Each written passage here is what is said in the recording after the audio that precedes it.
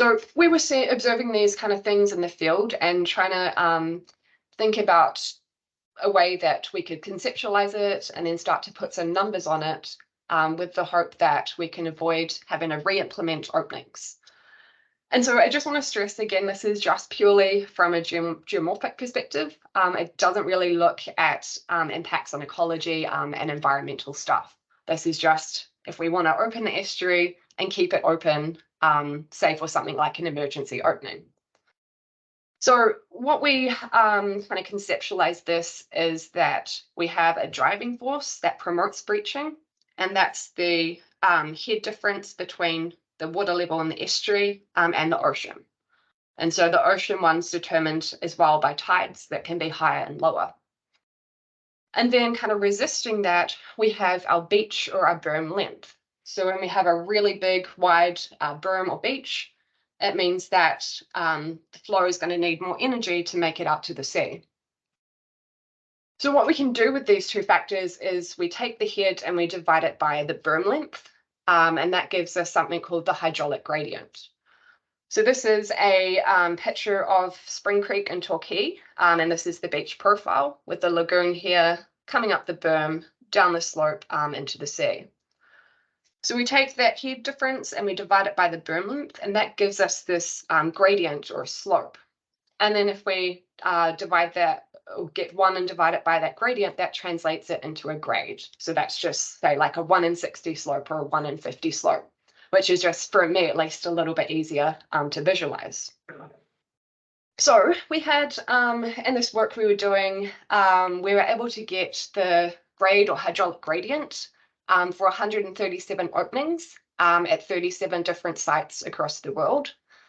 And about 20 of these were unsuccessful, and the rest were ones that were successful in the sense that they stayed open and drained the basin.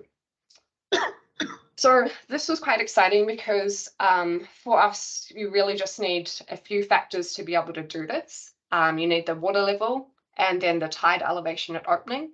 That gives you your head. And then the length of the berm that can be measured by something like stepping it out, surveying, or even taking like a measuring wheel. So quite cheap, easy, and quick to get that data. And I just want to give a thank you as well to Estuary Watch and Corangamite CMA. A lot of the data, particularly the berm length and water level stuff, was really, really helpful in helping us develop this. Okay, so we got that data. We calculated the grade at opening, whether the opening was successful or unsuccessful. And then we were also able to take the wave height at the time of opening. So what this is showing here, our dots in red and orange. Red are openings that failed outright, and orange ones are ones that kind of just trickled out, but the water level didn't decrease, and then it shut off within a day. And then these grey and black ones are successful ones. So we were able to plot out those two factors here. So waves driving closure, and then a grade which is steeper translates to faster flow, more energy to keep it open, versus a more gradual grade. So within this, when our wave height is over about 4.3 meters, just based on our data, estuaries shut off because waves infilled the channel straight away. If we had a grade that's really gradual, so not much head and a really wide beach, these openings didn't have enough energy to get fast flow and move sediment offshore. But we get this sweet spot here. Based on our data, we had the steepest opening at about a 1 in 10 grade, through to about 1 in 58. So those openings there stayed open, and they drained the lagoon enough to kind of get rid of flooding hazard. And then natural openings, we had a few of those, not many in the data, but they tended to happen at those really steep grades. So what this gives us here is these thresholds for openings to be successful. So there's this little spot in here, which we call the zone of risk. So that's openings that's kind of an area where some opened successfully and some didn't. So what we need for our openings to work here is a grade of at least 1 in 60.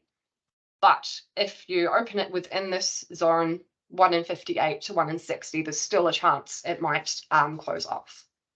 So we're continuing to test this. at more sites, and hopefully trying to refine it and build it. So this is a model that we came up with that puts all those openings on the graph and shows these thresholds. So here we have openings that were successful, wave heights below 4.3 and grades steeper than 1 in 58 or 1 in 60. And then anything that falls out in this red part here are openings that closed off. So this also is really quite a tricky thing to get right, as you'll know. So it's a really tight balance between getting the estuary to drain and stay open, but balancing that with the risks of environmental impact. So what we saw with our data is the steeper grade at opening saw estuaries with really fast flow in the channel. And so that's good in terms of keeping it open. But what that means is that our lagoon will drain a lot faster. So it's this trade-off between making sure it's opened at a grade that's steep enough to get it to stay open, but we don't want to see that water drain off so quickly that we might risk a fish kill.